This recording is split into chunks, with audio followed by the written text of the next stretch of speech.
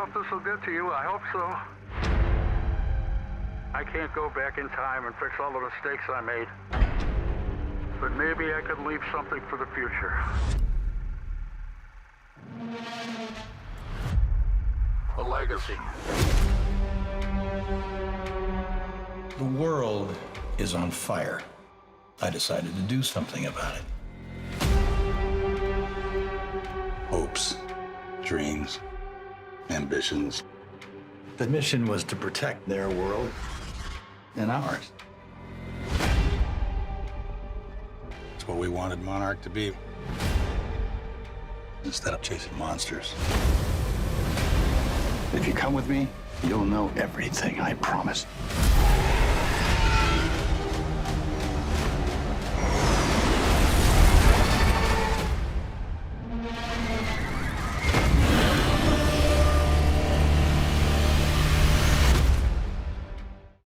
Welcome back, everyone. It's Charlie. They just released a trailer for the brand new Godzilla Monarch TV show that's dropping later this year. It's meant to tie in with the MonsterVerse movies, so that's why there's so many crossover characters and Easter eggs during the episodes, like what's going on with Godzilla, what's going on with Kong, the other Titans, so we'll break it all down. I'll also be doing episode videos for it when it releases, so if you're brand new to the channel, be sure to subscribe to get those. The full title of the show is Monarch Legacy of the Monsters. It's going to be on Apple TV. There's supposed to be 10 episodes. They say it's 10 hours long, so I assume 10 episodes. It'll start November 17th. Remember that they actually just delayed Godzilla and Kong, like the brand new Godzilla x Kong movie, to early next year, so that new movie is meant to tie in with this TV show. That was why they were timing the TV show to come out around the time that the movie was coming out, kind of like the way that Marvel does with the Marvel Disney Plus series. They connect with the movies.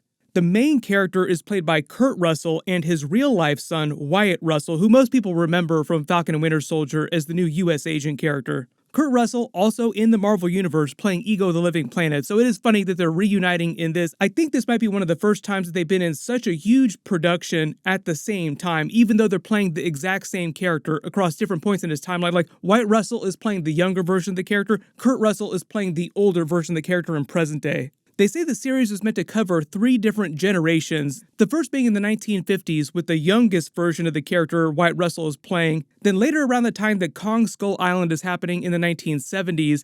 They say during the series, in the present day, it's supposed to be around the time that the first Godzilla movie is happening, something winds up happening with Godzilla's emergence that alerts Kurt Russell's family to his activities within Monarch, and they start investigating things and get involved with Monarch themselves. But as the title implies, it's mostly a Monarch-based series with a bunch of the Titans crossing over into it, like they're delving deeper into the lore behind the Monarch organization. That's why you're seeing the brand new footage of John Goodman's Randa character from Kong Skull Island. The idea is that Anders Holm is playing the younger version of the character. I think the idea is that he's meant to meet the younger version of Wyatt Russell's character in the 1950s, like they're both members of the army that get involved with Monarch. Then later in the 1970s, when they're older, they get involved with Kong and the other Titans. It seems like the younger characters find Randa's message in present day after the Titans emerge, like after Godzilla, the other Titans emerged during the events of the first Godzilla movie. They've gotten into a little bit of the history behind the Monarch organization. They kind of teased it during some of the different MonsterVerse movies. So even though Kong Skull Island is like the earliest movie in the timeline that they've done, and that takes place in the 1970s, this series will start in the 1950s. I think the idea that Monarch as an organization had been around long before that and learned about the Titans long before that and been investigating them. So some event happens in the 1950s, and that's how Wyatt Russell's character and Randa's young version of the character get involved with Monarch to begin with. We'll see which other Titans they wind up using on this series. Like, mostly they're focusing on the Godzilla of it all, the Kong of it all, but there'll be a bunch of other Titans as well. They say the series is covering 3 different generations. I'm assuming that means Wyatt Russell's like young version of the character, his children around the events of Kong Skull Island, and then his grandchildren in present day when like the modern day, present day MonsterVerse movies are happening. What they'll probably do, because this is coming out so close to Godzilla x Kong, or Godzilla and Kong, however you want to call that movie, is that there'll be some plot elements they'll introduce that they'll cover in future movies beyond Godzilla and Kong. I think the idea is that right now they're just doing this TV show, they'll do multiple seasons, but then eventually they might do future TV series just with other parts of the MonsterVerse universe. They just dropped the first teaser for Godzilla and Kong a little while ago. The movie was delayed till next year by a few months, but it's being released pretty soon after this first Monarch TV series comes out. Godzilla and Kong will be teaming up in this one against a new villain who they also tease in the trailer. I'll explain who that is. There are a lot of good theories, like no, it's not Lanky Kong. That would be bold after the Super Mario Bros. Movie, like oh wow, one of the other Kongs. The biggest thing in this new trailer is the actual team-up, confirming what everyone assumed after Godzilla vs. Kong and them ending in the Hollow Earth. Also, even though the title of the movie was Godzilla vs. Kong, essentially they teamed up at the end of the movie to defeat Mechagodzilla, so they already started working together.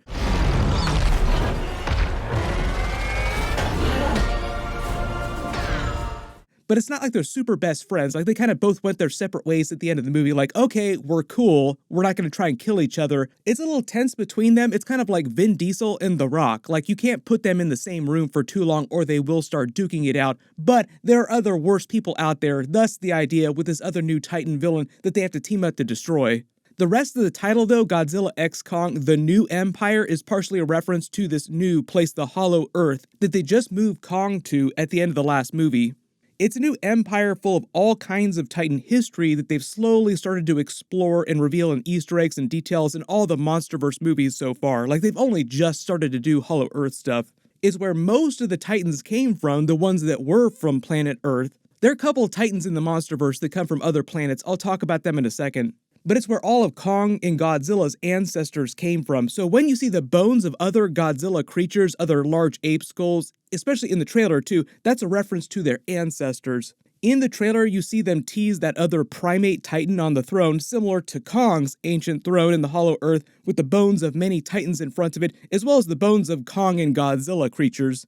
But it's meant to be a reference to this primate titan or its ancestors killing the ancestors of Godzilla and Kong before their ancestors left the Hollow Earth. Because you remember, both of their ancestors had been on the surface of the Earth for a long time. It's just an idea of this whole cycle of dominance inside the Hollow Earth that's been going on since it became a thing, since the birth of all Titans that lived on planet Earth. All the Titans that lived there fighting to be king of all monsters. But during Godzilla King of Monsters, even going back to the dawn of humanity, we saw that Godzilla's ancestors had been worshipped as gods. Other Titans had been worshipped by the people of Earth on the surface as gods. Kong's ancestors had moved to Skull Island for a long time, so there had been Titans walking around on the planet's surface for a long time. We only saw some of the other Titan species inside the Hollow Earth, like they just teased it during the last movie, but we meet one of the other kings of all the Titans in the trailer here. I think the whole idea is that at some point, Kong's ancestors and Godzilla's ancestors moved to the surface, sort of leaving this power vacuum, like we saw the Kong throne in the Hollow Earth, but it looks like it'd been vacant for a long, long time. Power abhors the vacuum, especially when you're talking about Titans, so this other primate Titan or his ancestors probably sees control of all the other Titans down there. And based on his reddish fur, his blue eyes, super lanky arms, I'd say this is a totally new orangutan Titan that isn't from the canon, from the previous MonsterVerse. I am the king of the Bandalag. Call me Louis. I couldn't find any history on them doing an orangutan Titan before, or even in the classic Toho films. So I think he's meant to be totally original, and they're not jumping straight to Destoroyah. Like, which other Titans in the MonsterVerse would be powerful enough to require Kong and Godzilla to team up together to defeat them? I think the idea now heading into Godzilla x Kong is that Monarch went down into the Hollow Earth, set up a station for research there, and started to explore more, and Kong moved in, and because he's one of the dominant Titans, he started to take more territory. And eventually he winds up running into this other king-level Titan, this other apex-level Titan. And suddenly it's like The Rock and Vin Diesel running into each other at the gym, like, dude, what are you gonna do? They kind of tease this whole grand history, like this ancient history for the Kong race and Godzilla's race in the past couple of movies, so I think we'll also learn more history behind the Titans in the next one too. But essentially, that makes this a Hollow Earth movie, which I think we all predicted. Like, oh wow, this is giant, explorable space here. They just started to tease all these other huge Titan characters. Of course, they want to do a movie about those characters.